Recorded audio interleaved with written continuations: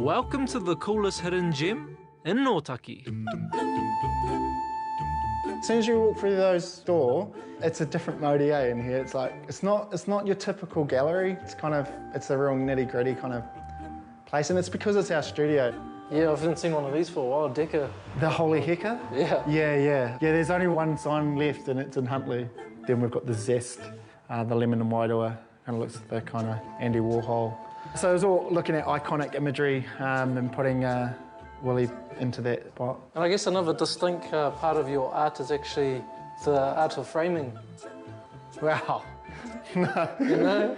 It's just some screws and some hammers and some pieces of wood. It looks cool though. Yeah, I've always kind of done it like that. This one over here is probably my favourite at the moment. Yeah. It's kind of it's old Rimu, tongue and groove. Yeah. Everything in here is like all made from pallets or just pieces of wood that I found and just slapped it together. Man. There's a bit of everything here. And Hori has teamed up with other Māori artists who like to push the boundaries.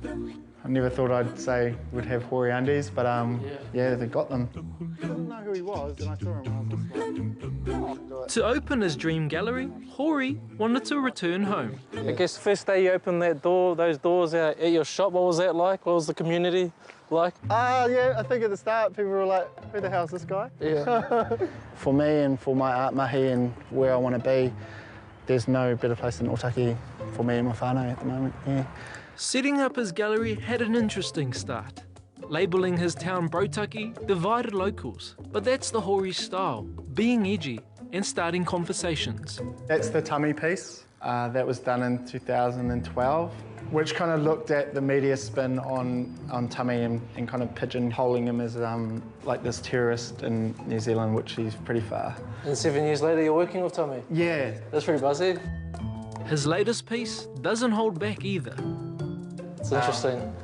Well, it's all influenced by you, mate. Oh. Wow, you can take most of the credit. Yep, an art piece inspired by a marae story. So when I saw that story, I was kind of blown away by people's comments. I mean, if you know what it means, from my understanding, white pigs. Does Pākehā mean white pig?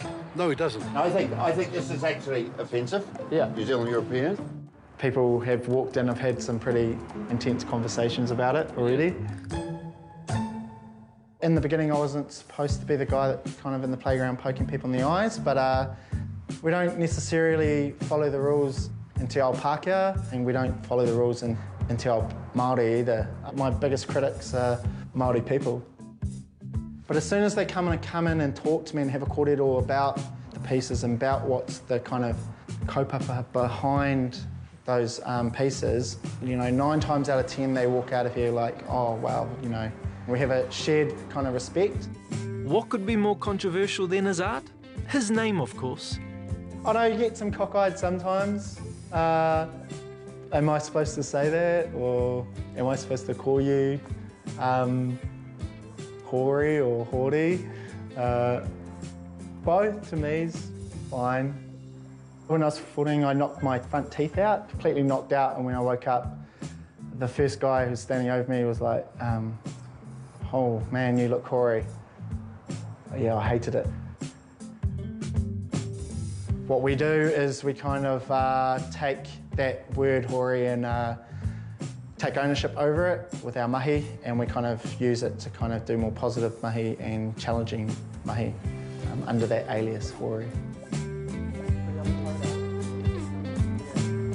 It's not the easiest career path, but for Hohepa, it's all been worth it. With a young family, we kind of risked a lot, but hopefully in the next kind of few years, we'll be able to finally kind of take a breath. I'm pretty happy with where we're at the moment.